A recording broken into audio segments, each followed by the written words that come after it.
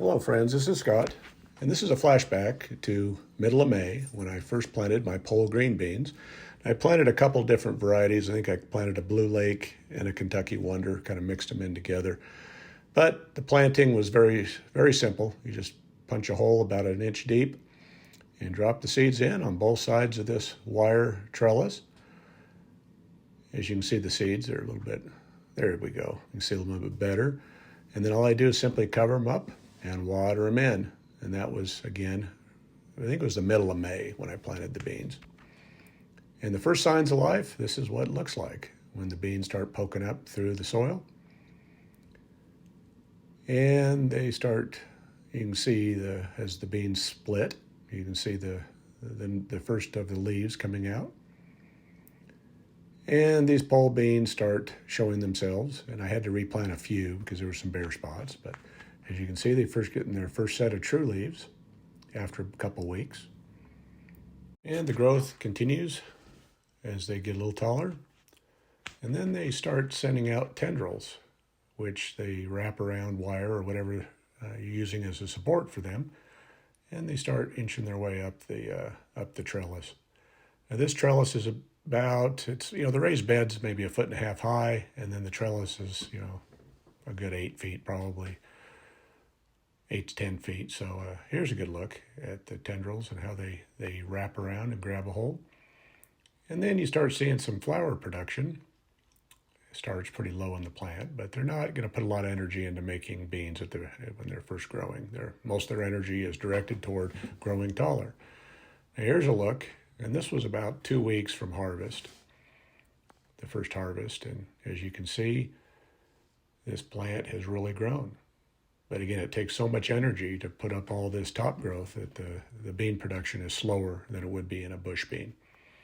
But the nice thing about pole beans is they're up above, so you're not stooping all the way over to pick them. As bush beans are very short, about 1.5 feet tall. Pole beans can be 15 feet tall.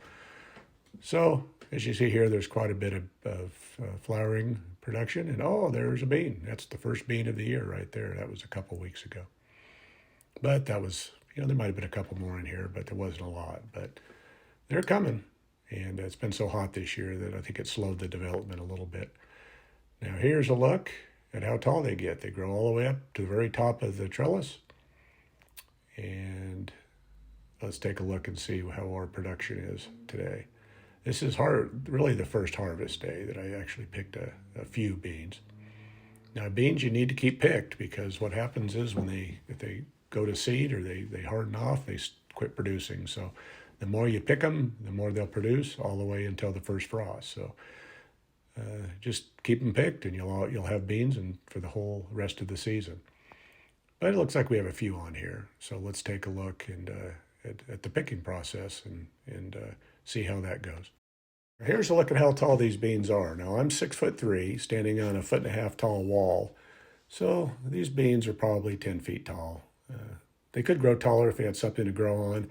Sometimes they reach up into my flowering pear trees and they keep on growing. But I like pole beans because they're easy to pick for me. Again, being taller, it's nice that I don't have to stoop over.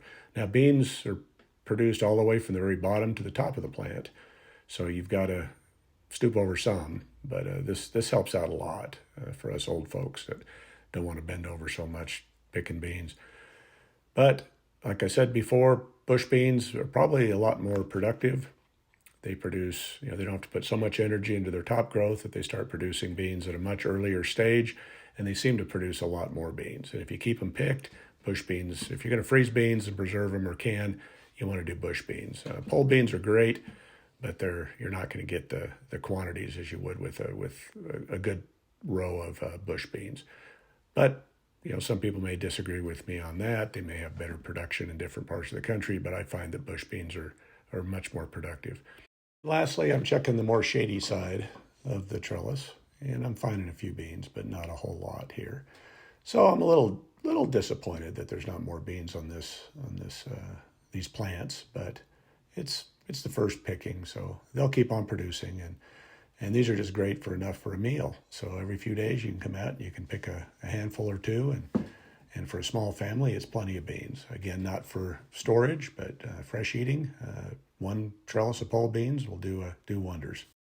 Now to show you how agile I still am in my young age.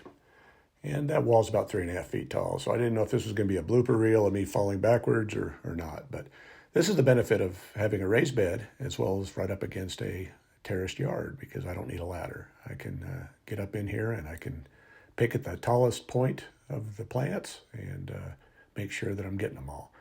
Now this isn't a great harvest, but again, it's a handful. And they're tasty. I love them with bacon and butter, and they're just a good addition. They're not a meal in itself, but they're a good side dish. And here's what I picked today, with the background of my fish pond in the background. But had a good harvest for tonight's dinner. Well, thanks for watching this video, and I appreciate your support. And if you like the content, please subscribe to my channel, as I have over 140 videos on a variety of topics. So check them out if you get a chance. Thank you.